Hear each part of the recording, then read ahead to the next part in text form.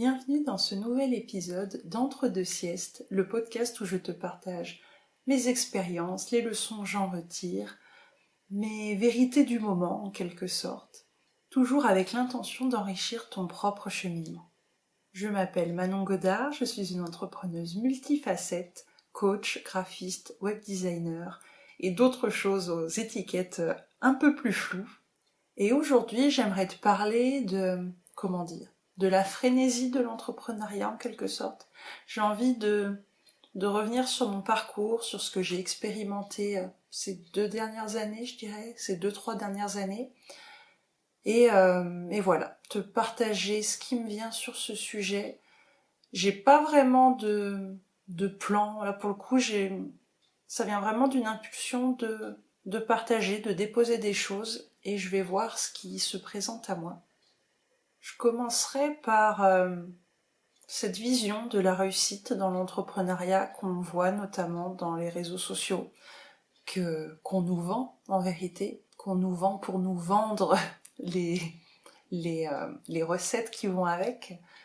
Ce côté où l'entrepreneuriat qui réussit, ça passe par le chiffre d'affaires, ça passe par la visibilité, par les chiffres de façon générale, et par ce que je dirais un petit côté bling bling qui est pas négatif en soi, et moi-même j'ai un côté assez bling bling et assez où j'aime briller. Déjà petite j'avais ce côté là, mais plus dans ce côté pas bling bling pour toi, mais bling bling où tu montres à l'autre. Et c'est vrai que là, ces derniers temps, ou alors ça a toujours été comme ça et j'en ai pris conscience là ces dernières années, il y a ce côté bling bling, je montre, avec, on a vu fleurir dans les bios Instagram, je regarde plus trop comment c'est actuellement, je t'avoue, mais il y a un moment où vraiment les grands entrepreneurs avec des guillemets, les entrepreneurs successful avec encore plus de guillemets, passaient par le je gagne tel chiffre d'affaires, les 6 figures, 7 figures, 8 figures et compagnie, j'ai généré tant de millions en tant de temps. Un peu ce côté j'attire l'argent avec l'argent, dans le sens où je t'affiche mes chiffres d'affaires, je te partage mes revenus du mois, le nombre de clientes que j'ai facturées, etc. Mais derrière ça, le plus souvent, j'ai quand même ressenti une intention de... Comme ça, Ouais, en quelque sorte, en filigrane, ça sous-entend le « je vais t'apprendre à faire pareil ».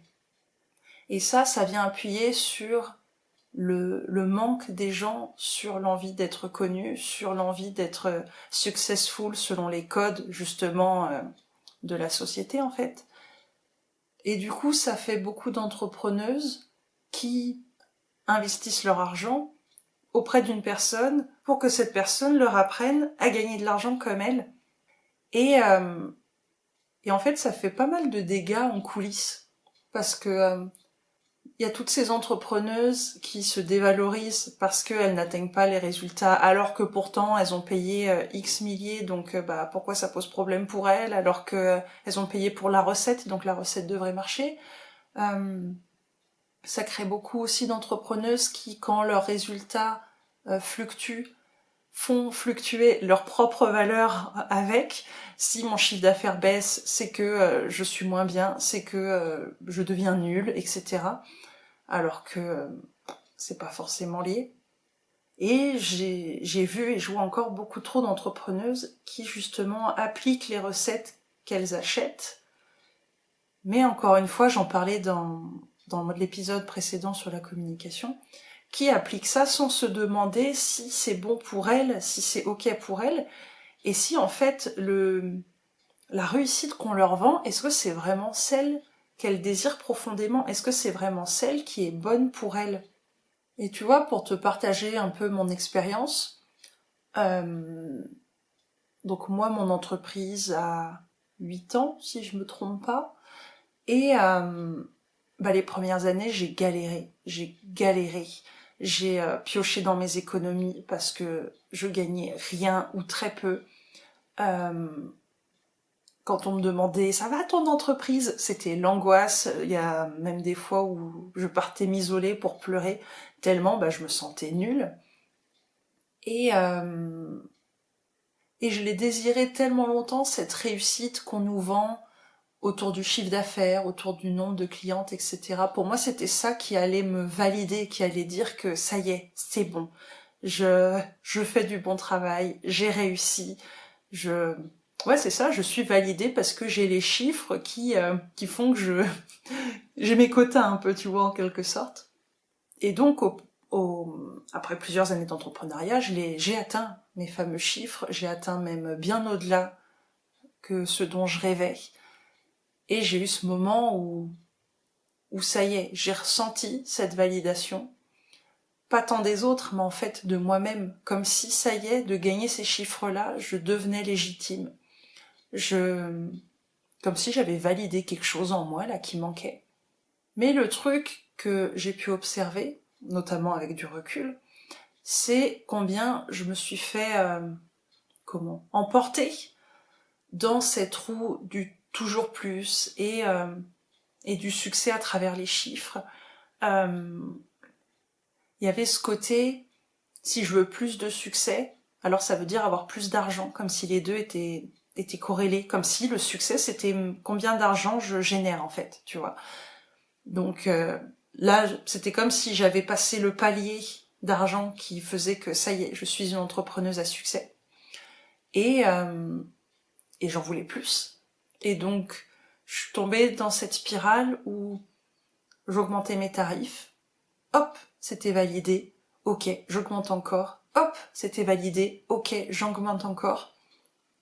Et il y avait vraiment ce côté adrénaline en fait. J'en reviens à ce que je disais au début, ce côté frénésie de l'entrepreneuriat, où en fait, c'est kiffant de recevoir ces sommes d'argent et de recevoir ces clientes, mais il y a une nuance entre célébrer et se réjouir et vraiment créer cette sorte de de shoot, mais plus dans le sens malsain, tu vois, où ok, j'ai besoin de ressentir ça, j'ai besoin de ressentir cette excitation pour me sentir vivante, pour me sentir légitime, pour me sentir en succès, il faut que je ressente ça. Et en fait, il y a eu un moment dans mon parcours où donc non seulement j'étais dans ce truc de ok, j'augmente mes tarifs, mais sans me demander si c'était juste pour moi, sans me demander si c'était juste pour mes clientes, juste pour encore une fois cette frénésie du plus. Et j'ai aussi eu ça, notamment vis-à-vis de la vente. Il faut que je crée un truc, il faut que je vende un truc, ok, ça marche pas, ok, je relance autre chose, je retente, j'ajuste. Ce côté vraiment précipitation qui, maintenant que je regarde en arrière, vient du manque, vient de la peur du manque, vient de la peur de perdre ce qu'on a créé d'une certaine façon. Et tu vois, si je suis complètement transparente, en réalité, l'année dernière, au niveau des chiffres, a été une vraie dégringolade pour mon entreprise. J'ai même regoûté au mois avec 0 € de chiffre d'affaires. Et voilà, je te le dis en toute transparence, j'ai eu des mois où il y a rien qui est rentré. Et ça m'a vraiment interrogée justement sur ce côté frénésie, sur ce côté où tu oublies les gens dans ton entreprise d'une certaine façon. Parce que au niveau de tes tarifs, t'es juste dans le t'en veux plus, mais les gens en face, est-ce que c'est juste pour eux ? T'es en mode je crée plus, mais les offres que tu proposes, est-ce qu'elles sont justes aussi ? Il y a vraiment ce côté où j'ai un peu l'image d'une usine, tu vois, où on produit, mais ok, à la base, nous, quand on s'est lancé dans l'entrepreneuriat, je pense que si tu me suis, si t'es dans ma sphère, et que tu es entrepreneur ou entrepreneuse toi aussi, à la base, on voulait faire de l'artisanat, nous. On voulait faire du détail, du soin. On voulait pas faire de l'usine à la chaîne. Et finalement, je trouve que c'est facile de tomber là-dedans, en fait. De goûter à cette réussite des papiers glacés et d'en vouloir plus. Et surtout de pas vouloir en sortir parce qu'on on colle notre valeur personnelle à ça. Et tu vois, je me suis rendu compte, notamment en début d'année dernière, que j'avais beau signer de gros devis, et en fait, ça me donnait aucune joie. Et que la réussite, ça ne passe pas que par des chiffres que tu peux afficher dans ta bio Instagram. Ça passe aussi, et surtout en fait, par ta joie, par ton plaisir, par ton bien-être. Et ouais, moi j'ai eu un moment où ma joie, mon plaisir et mon bien-être, ils y étaient pas. Quand bien même les chiffres rentraient.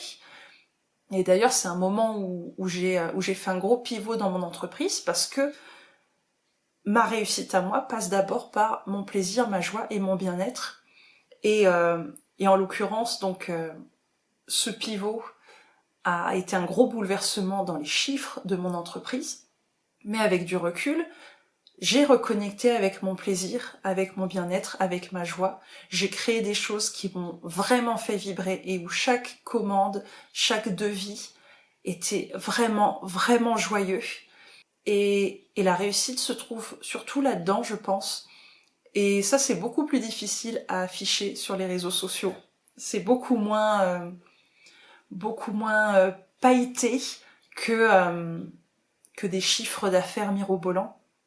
Mais tu vois aussi, ces dernières années, en coulisses, j'ai été en contact avec tellement d'entrepreneuses en souffrance et en détresse parce que justement, elles ne regardaient que par le biais des chiffres, que par le biais du chiffre d'affaires, que par le biais des ventes.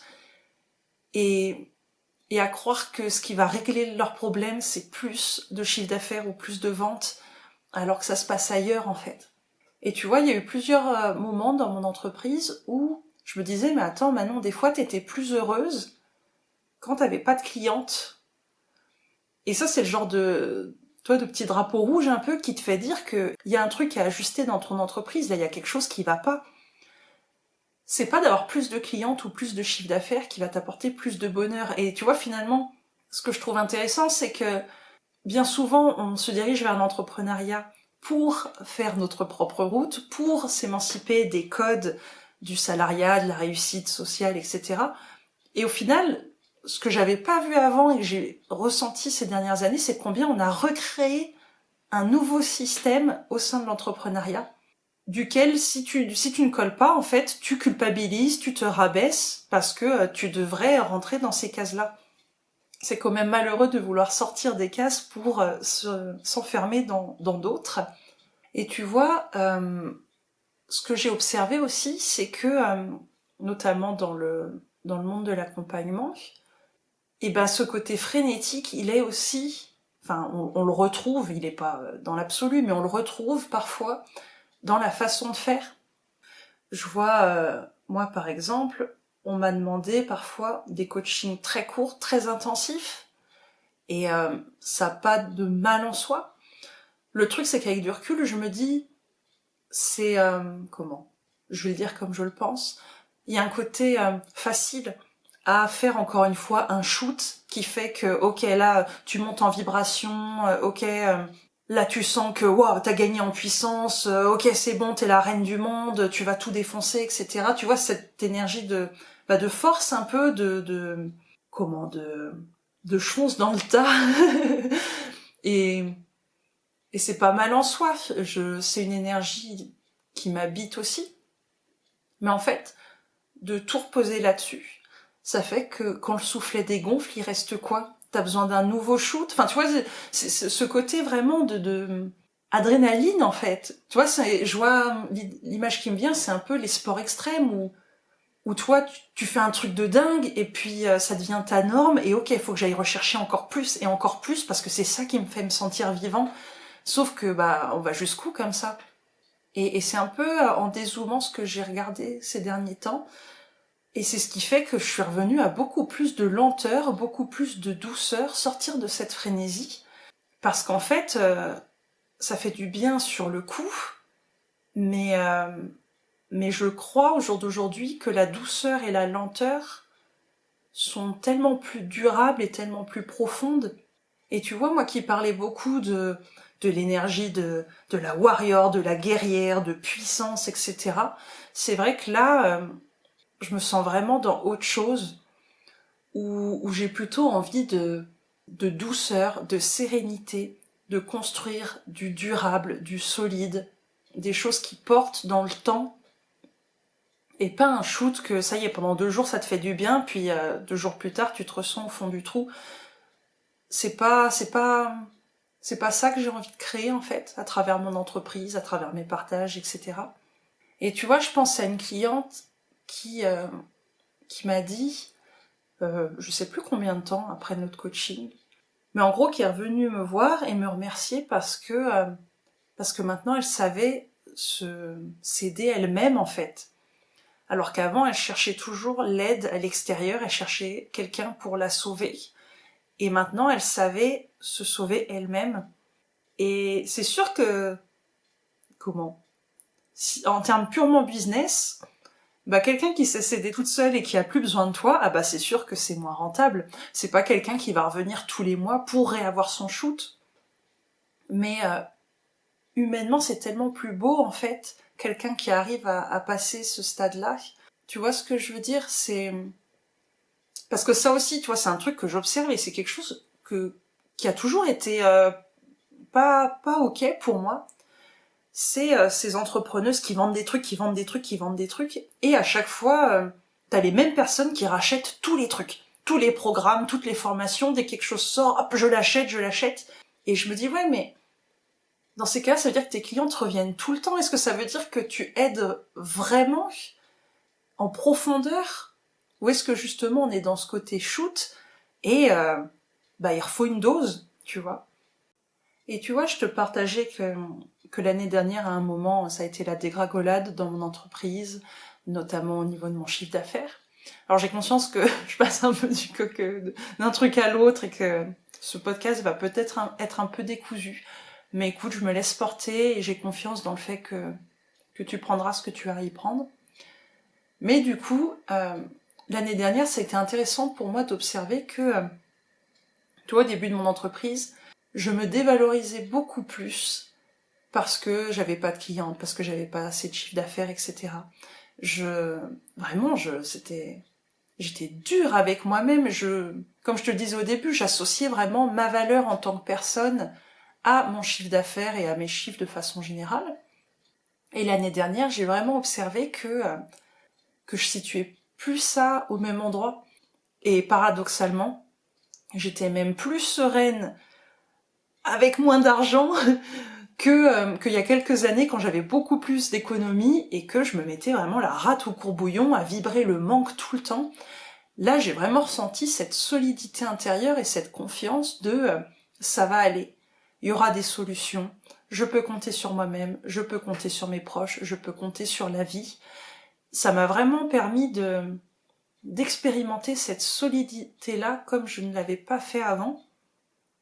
Et tu vois, comme quoi notre sentiment de sécurité, de validation, de valeur, etc., c'est pas l'argent qui nous l'apporte. Tu peux avoir beaucoup d'argent et te sentir en grande insécurité. Et l'année dernière, j'ai vu des entrepreneuses faire beaucoup plus de ventes que moi, être beaucoup plus malheureuses que moi qui avais une entreprise en difficulté, entre gros guillemets, parce que pour moi, c'est aussi, tiens, ça me permet d'enchaîner sur autre chose. Dans ce modèle de réussite de l'entrepreneuriat qu'on nous vend, il y a un peu ce côté croissance constante. Tu vois, c'est ce que je disais plus tôt, ce côté plus, comme si le succès, ça devait toujours être monter, plus haut, repousser les limites, encore, tu vois, comme on est dans cette énergie de force encore. Et comme si les baisses, les creux de vague, ça y est, c'est qu'il y a un problème, c'est que t'as loupé quelque chose, c'est que t'as pas fait trop bien un truc, c'est qu'il faut travailler ton mindset plus, ou alors qu'il faut faire telle chose, tel truc, tel machin. C'est qu'il y a un problème, en fait, moi, dans ma vision, je suis beaucoup plus à observer la nature, en fait, et cette notion de cycle, cette notion il y a de la croissance, il y a de la stagnation, il y a de la décroissance, il y a de la de la régénération, c'est le mot qui me vient, tu vois, ce côté je me repose pour me recharger, et après on repart en croissance. Et ouais, cette notion de croire qu'il y a un problème quand ça décroît, non, j'aime beaucoup l'image des saisons. T'as besoin de l'hiver et que la terre se recharge pour après repartir au printemps et à l'été. Et ça aussi, tu vois, ce truc de croire qu'il y a un problème quand il y a une phase décroissante, ça crée tellement de culpabilité et de maltraitance, de honte, de dévalorisation, etc. Moi, je préfère... Alors, je dis pas que j'ai la vérité. Hein, c'est comme je disais en introduction, dans ce podcast, je te partage mes vérités. À cet instant T, je t'aurais peut-être dit autre chose il y a un an, et peut-être que dans un an, je tiendrai un autre discours. Mais pour moi, c'est normal qu'il y ait des fluctuations.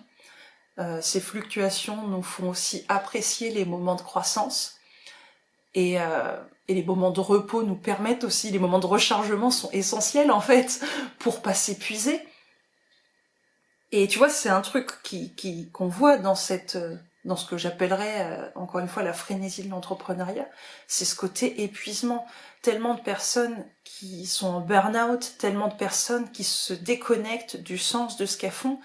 Je pense que dans une certaine mesure, c'est ce qui m'est arrivé. Il y a vraiment eu ce moment où tu sais, t'es dans le je fais, le plus, mais tu sais même plus pourquoi tu fais.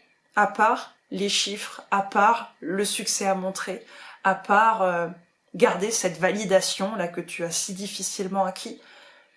Et en fait, quand tu sors de ça, tu te rends compte que, mais en fait, même si ton entreprise se casse la gueule complètement, tu restes une personne extraordinaire, tu restes une personne talentueuse, tu restes une personne qui a des choses à offrir au monde, des choses de qualité à offrir au monde. Tu restes une personne qui fait toujours de ton mieux à chaque instant et tu n'as pas un problème parce que les choses fluctuent.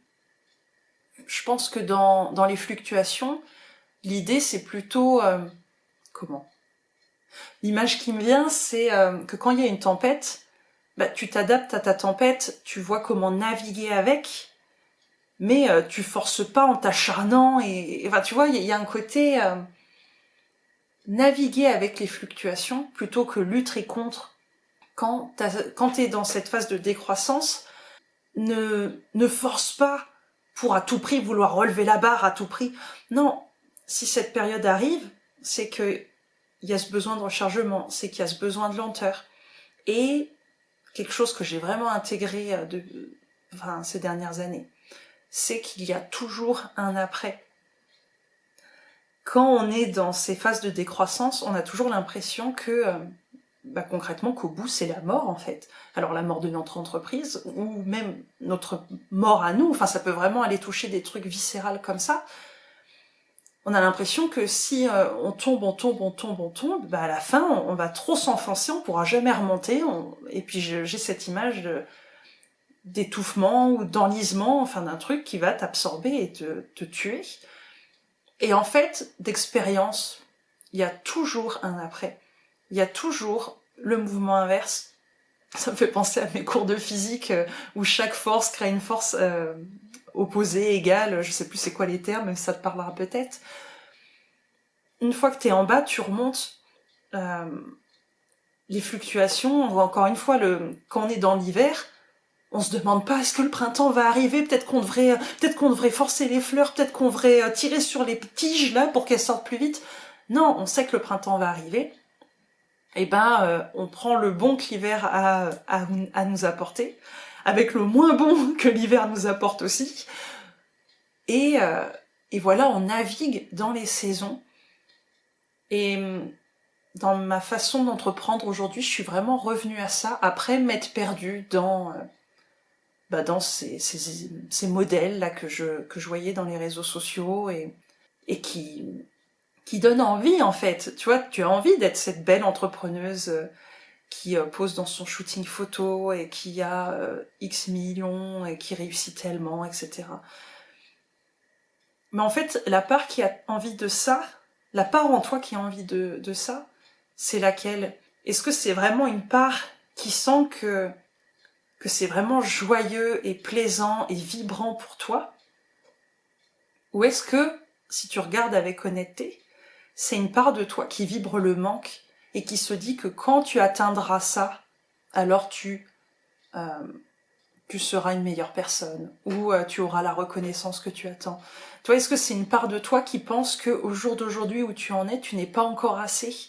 Je sais pas si j'exprime bien ce que je veux dire, j'espère que tu capteras ce que je veux te passer. Et tu vois, dans ce truc d'afficher son chiffre d'affaires en bio Instagram, je garde cet exemple-là parce qu'il est assez parlant. J'ai vu aussi dans les coulisses des entrepreneuses qui ont douté de leur légitimité parce que, en gros, elles venaient vers moi avec ce côté j'aurai pas de clientes parce que j'ai pas tel chiffre d'affaires. Et donc, je suis pas légitime à les aider parce que j'ai pas tel chiffre d'affaires. Et je me dis, mais ça n'a aucun sens, en fait, quand on prend le temps d'y réfléchir. Mais en fait, imaginons tu es une coach pour les couples, pour que les relations de couple soient plus douces, plus harmonieuses, etc. Ben, en quoi ton chiffre d'affaires te rend une meilleure coach de couple? Tu vois ce que je veux dire? Il y a tellement d'amalgames qui ont été faits et que je pense qu'il est important de détisser au fur et à mesure, en fait. Pareil, et ça, tu vois, à un moment, je suis tombée là-dedans aussi. Ce côté, si tu achètes cher, alors c'est que ça va te rapporter plus d'argent derrière. Si tu payes un coaching 6 000 euros, et bah, toi, derrière, tu feras 6 000 euros aussi. Et ça marche pas comme ça. c'est pas les bonnes raisons qui nous animent dans ces cas-là. Je pense à une entrepreneuse qui m'avait partagé qu'elle vendait ses services, peu importe le détail, je vais dire 3000, peu importe le chiffre, elle vendait son offre du moment 3000 euros parce que elle avait payé sa coach 3000 euros et donc elle se disait faut que je rentabilise mon coaching, donc je copie les prix de ma coach pour moi gagner pareil. Et en fait, elle m'avait confié que ce prix-là de 3000 euros, il était pas du tout juste pour elle. Alors des personnes achetaient parce que elle aussi, elle se disait, il y avait ce truc de derrière, c'est que ça va changer ma vie. Mais c'était pas juste pour cette entrepreneuse. Et en fait, surtout, tu peux changer ta vie avec un livre à 20 euros. Là aussi, il y a un amalgame qui s'est fait sur plus je dépense, plus je vais avoir un retour sur investissement. Mais en fait, ça se joue pas là-dedans. Et tu vois, je vais faire la transition. On parle pas mal d'argent finalement dans ce podcast-là, mais moi, j'ai senti à un moment que c'était nécessaire pour moi, pour mon ajustement, de baisser mes tarifs. Et tu vois, j'ai vraiment pris le temps de ressentir comment ça vibrait. Parce que je voulais pas que ce soit d'un manque ou d'une peur que les gens achètent pas. Je voulais pas que ce soit parce que je ne pense pas que mes clientes puissent payer tel prix, etc. C'était vraiment une question de justesse et de qu'est-ce qui est juste pour moi, qu'est-ce qui est juste pour les autres. Parce que une offre peut avoir un prix inestimable dans le sens où elle peut changer radicalement une vie. Il peut y avoir un avant et un après. Et ça n'a pas de prix. En fait, combien tu mesures le fait de changer une vie? Ça coûte combien? 20 euros? 10 milliards d'euros? Enfin, tu vois, c'est pas le seul levier qu'il faut regarder, en fait. Et moi, à un moment, je me suis dit, mais les personnes que j'ai vraiment envie d'aider, les personnes avec lesquelles je vibre vraiment, c'est pas tant combien elles ont sur leur compte, mais c'est combien elles sont prêtes à investir en elles, en fait. Et j'ai eu besoin de se reconnecter aux gens, en fait, aux vraies personnes humaines avec lesquelles j'ai envie de travailler pour ressentir ce qui était juste pour elles et pour moi, pour ressentir ce qui était fluide, pour ressentir ce qui n'était pas une pression. Parce que dans cette fameuse frénésie de l'entrepreneuriat, il y a ce côté un peu pression, ce côté challenge, qui est pas mal en soi. Enfin, c'est important aussi de se challenger. Mais tu vois, j'ai fait une vidéo, je la mettrai en description. J'ai fait une vidéo sur la zone de confort, d'inconfort et de danger. Et en fait, avec du recul dans les techniques de vente notamment, il y a eu un peu ce côté on vous pousse dans la zone danger en disant que si vous n'y allez pas, vous êtes un peu des poules mouillées, quoi, tu vois. Donc on vient un peu toucher l'ego des gens pour venir les faire entrer dans une zone qui est trop inconfortable pour eux, mais une fois qu'ils sont dedans, ils sont dedans. Donc, tu vois, il y a un côté... on en revient à cette idée de douceur que je veux vraiment infuser beaucoup, beaucoup plus dans mon entreprise, sous différentes formes, qui était déjà là, mais auquel je veux donner plus de place. Parce que, encore une fois, je pense pas que c'est sous pression qu'on fait les meilleurs choix. Je pense pas que c'est sous pression qu'on crée les meilleures transformations. Et tu vois, pour moi, il y a un côté aussi lié aux réseaux sociaux. Donc, j'en parlais dans l'épisode d'avant, ou dans le premier, je sais plus, mais j'en ai déjà parlé dans un des podcasts. Ce côté instantané, ce côté vite, ce côté tac, tac, tac, tac, tac, faut que ça bouge vite, faut qu'on ait des réponses tout de suite, des solutions tout de suite, des résultats tout de suite. Mais déjà en termes de résultats, des fois tu poses une action, puis il faut le temps que les résultats s'infusent, il faut que le temps que les petits dominos tombent l'un après l'autre jusqu'à arriver au résultat visible pour toi. Mais il y a aussi un côté, tu vois, dans mes accompagnements, là j'ai revisité mes offres, parce que, en fait, d'expérience, j'ai vu combien la notion de timing pouvait créer une pression aussi pour les personnes que j'accompagne, parce que, oh là là, j'ai X mois d'accompagnement, il faut que en X mois je change radicalement ma vie, et tu commences à te mettre une pression parce que, oh mon Dieu, il me reste que tant de temps, après c'est fini, Manon elle sera plus là pour m'aider, vite, il faut que je me force. Et je veux pas du tout qu'elle ressente cette pression-là. On en revient à cette notion de douceur et de sérénité. Parce que, en fait, tu te rends compte, déjà, tu as investi en toi, c'est pas pour te sentir mal au bout du compte, et heureusement, je me remercie d'avoir toujours dit à mes clientes qu'elles avaient l'espace pour faire une pause, pour décaler des rendez-vous, pour prendre soin d'elles, parce que si j'avais pas créé cet espace-là, en fait, je les aurais poussées, et dans quel état elles auraient été à la fin de l'accompagnement, en fait. Donc, je me remercie vraiment d'avoir toujours été à l'écoute de ça. Et tu vois, en vérité, ce qui m'a donné l'impulsion d'enregistrer cet épisode-là, parce qu'à la base, je voulais te parler d'un tout autre sujet. En fait, c'est une entrepreneuse qui m'a écrit ce matin.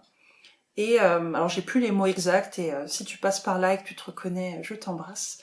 Mais en gros, dans le fond, me partager qu'elle était allée contre elle-même pour générer du chiffre d'affaires, en fait, en quelque sorte. Et ça devrait jamais ça devrait jamais arriver, en fait. On devrait jamais, si on prend du recul, c'est jamais pour ça qu'on entreprend. C'est toujours pour aller plus vers nous-mêmes et plus vers les autres. Et je pense que ce qui m'a fait prendre ce recul-là, c'est tout au long de 2022, de par ma propre expérience et par les coulisses dans lesquelles je suis rentrée, de voir combien la réussite des réseaux sociaux, c'est une jolie vitrine, mais ce qu'il y a derrière, des fois, c'est épouvantable. Heureusement, moi, j'ai toujours pris soin de mon bien-être, et en fait, le plaisir est une valeur tellement importante pour moi que quand il n'y a plus le plaisir, je réajuste. Mais il y a des personnes qui s'accrochent tellement à ce qu'elles ont créé qu'elles se foutent leur bien-être en l'air, en fait, parce qu'elles estiment que c'est moins important que leur chiffre d'affaires et que leur vente. Et je trouve ça, c'est terrible, en fait, c'est terrible de voir des personnes tellement abîmées par des prisons qu'elles se créent elles-mêmes, alors qu'à la base, l'entrepreneuriat devait être une grande porte ouverte pour sortir bien souvent d'une prison. Donc voilà un peu ce que je voulais te déposer. C'était un épisode 100% spontané. Je verrai ce que ça donne au montage. Je te souhaite d'en retirer ce qui sera bon pour toi. Si tu as envie de me laisser un petit mot suite à ce que je partage, n'hésite pas à m'envoyer un mail ou à m'écrire sur les réseaux sociaux. Tu auras tous mes liens en dessous. Voilà, écoute, je sais pas trop comment conclure cet épisode un peu particulier. Je te souhaite beaucoup de douceur si si actuellement tu te sens dans un creux de vague, si tu te sens dans un tumulte, j'ai envie de te rappeler que ta valeur ne dépend pas de ton chiffre d'affaires, ne dépend pas de ton nombre de clientes, et même en fait que ta valeur ne dépend absolument pas de ton entreprise. Ton entreprise peut fermer demain. Toi, tu restes la personne merveilleuse que tu es. Et c'est important de le rappeler, de pas fusionner avec notre entreprise. Et tu vois, ça rejoint le sujet dont je voulais te parler initialement, que je réserverai donc pour un prochain épisode. Prends d'abord soin de toi en tant que personne, toujours. Et la vie te soutiendra. Quand tu te sens au fond, il y a toujours de quoi remonter, toujours. Il y a toujours un après. Vraiment, vraiment, vraiment. Même si ce que tu traverses te semble interminable, il y a toujours un après. Et ouais, vraiment, prends soin de toi d'abord. Ton entreprise est là pour te soutenir, pour soutenir ta vie. Elle est là pour t'apporter de la joie, t'apporter de la paix, t'apporter de la sérénité.